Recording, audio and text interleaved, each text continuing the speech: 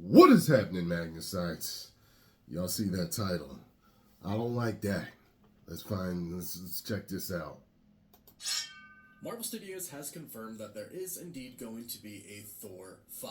Okay. And it has been confirmed that Taika Waititi, who directed Thor Ragnarok and Thor Love and Thunder, will not be returning to helm Thor 5. So for those who didn't like the direction of Thor Love and Thunder, Taika Waititi is not coming back. Plus, well, he did Chris good with Hemsworth Ragnarok. himself said that yes, he would love to return as Thor. However, it would have to be very different than Thor Love and Thunder. Yeah. He doesn't want the tone to be anything like Thor Love and Thunder. Yeah. So if we are talking the opposite tone of Thor Love and Thunder, which was basically very silly, we are expecting a mature, serious vibe for Thor 5. So serious that Thor might actually die. And if he does, this is actually the perfect opportunity for Marvel Studios to tell a story about Thor from the comics that I have been wanting them to tell for a very long and what story is because that, this sir? story does involve the death of Thor. Now, of course, the MCU always differs from the comics, but everything that is set up right now with the multiverse saga and Loki being the Yggdrasil tree right now, holding everything together, Thor 5 has the potential to be an amazing movie, and it could reunite Loki and Thor, which I know we've all been waiting for. We can't wait to see Thor reunite with Loki to see how far his brother has come since he first fought him in the first Avengers film. Albeit it is a different variant of him, but still, you know Thor would be super proud. And thanks to insider Alex P at the Cosmic Circus, it looks like we know a little bit about what Thor 5 could actually be about, thanks to a recent discovery that he has made. So let's dive into this new discovery connected to Loki in Thor 5 and how it means Thor might actually die in the film. Also, announcement, I started a separate channel where I'm going to be discussing other topics of pop culture outside of Marvel. There's going to be a lot of cool discussions about a lot of cool topics, so I'd love it if you checked it out and subscribe to the channel. And of course, if you love Marvel, subscribe to this channel so you can stay up to date on the MCU. We're also giving away a PS5 and Xbox Series X. We'll talk more about that at the end. So insider Alex Perez from thecosmiccircus.com just released an article talking about a discovery they made in Thor Love and Thunder and how it ties into the multiverse saga and the upcoming Thor 5. I'm not going to read the entire article verbatim, so I definitely encourage you to go check out this article on the site. I will link it in the pin. I don't want him to die, though. But in his article, he states as one of these subheadlines, the sacred timeline appears in Thor, Love, and Thunder. Okay.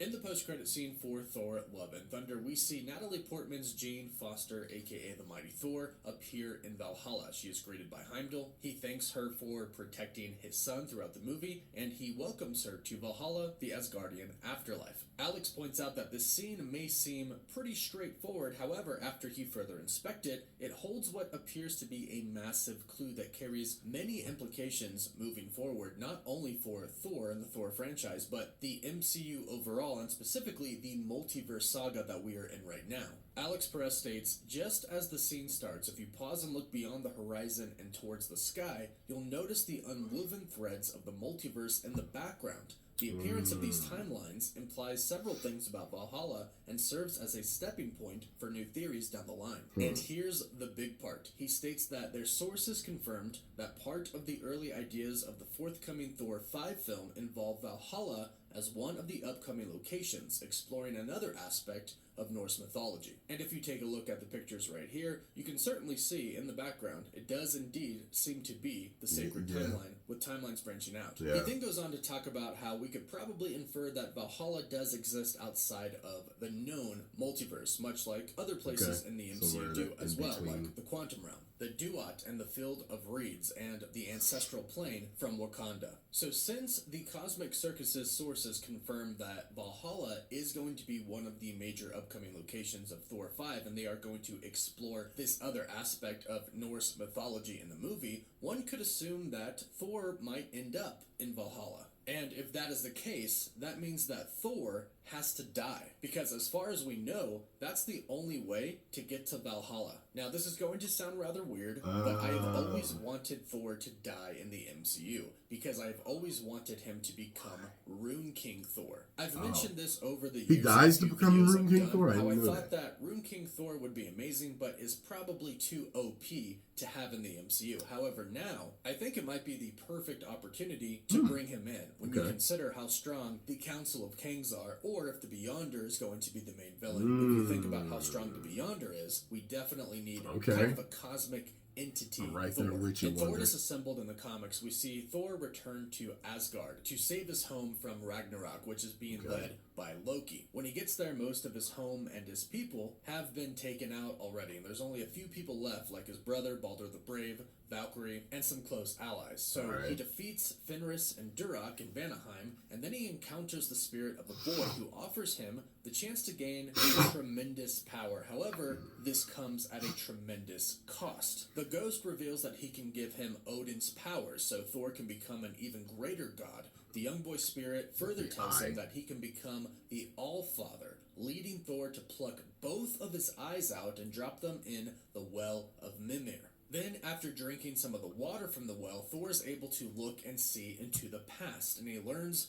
of Ragnarok. However, he learns that in order to complete his quest and gain the Odin power, he will need to die and be reborn. And that is exactly what he does, and Thor ends up in Hell, tormented by Hela. But then he gets rescued by Odin's spirit. Then he learns about these entities called those who sit above in shadow, and they feed off of the endless cycle of Ragnarok. And that's where Thor realizes that he needs to stop the cycle of death and rebirth for good. And that's exactly what he does. He returns as Rune King Thor. He defeats basically everybody. However, the Yggdrasil tree fails and Ragnarok occurs and everything is destroyed. Then Thor basically stands alone as an eternity-like being and begins his slumber of the gods. Basically, Thor sacrifices himself to save his people. This version of Thor is by far one of the most powerful versions of Thor to ever exist. He essentially becomes a cosmic entity, and I think that is where we could be heading in the MCU. Especially if you consider that Loki is essentially the Yggdrasil tree right now. And since the end of Loki Season 2, since we saw Loki become the Yggdrasil tree, insiders have been stating that Loki and Thor are going to reunite again, and Loki will indeed be in Avengers Secret Wars. Plus, we have reports of the soft reboot coming after Secret Wars. And if we think about how everything is going to happen in Secret Wars, the multiverse is essentially going to have to be destroyed, which means Loki is not going to be holding down the multiverse anymore. So eventually Loki will kind of be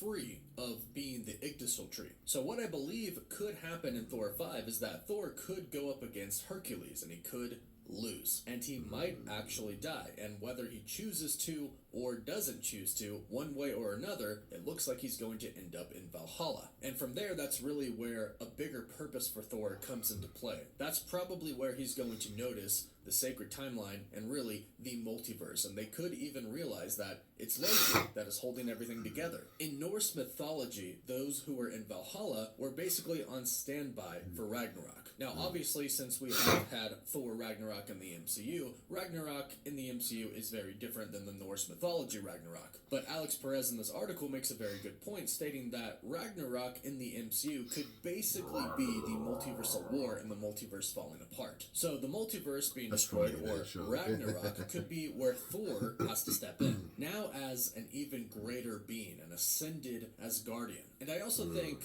this would be a great way to kind of move past the old plot that was set up in Thor Love and Thunder, while also keeping some of the major key aspects and important aspects of that film, like Valhalla. But as far as the Zeus and Hercules thing goes, I think it's going to be really cool to see Hercules and Thor fight each other, but they can move past that plot because a lot of people thought that it was kind of tacky. The gods weren't really depicted how a lot of people thought they were going to be depicted. He looks stupid. Plus, in Thor, if he dies and goes to Valhalla, will most likely see Odin and Jane Foster and his mother and the Warriors 3. It'll be a really cool reunion if this indeed does happen in Thor 5. And it would definitely make Thor have a much greater cause in the MCU. And if you especially consider the fact that Chris Hemsworth is most likely done playing Thor after Avengers Secret Wars, it would be really nice to see his character, Thor, have an extremely important role to play in Avengers Secret Wars with Thor 5 leading up to it, connecting him and Loki together. Let's face it, there are going to be a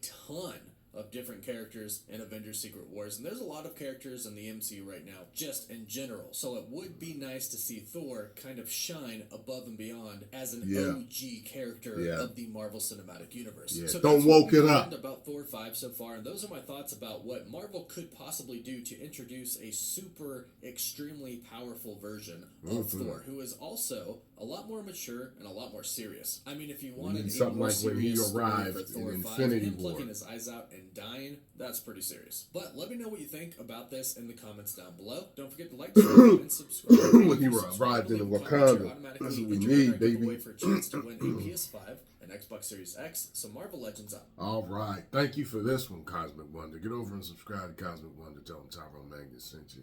This opened my eyes. Okay, I like this. I like this story. I'm for Rune King Thor and Thor 5. I'm down. Do it right, Disney.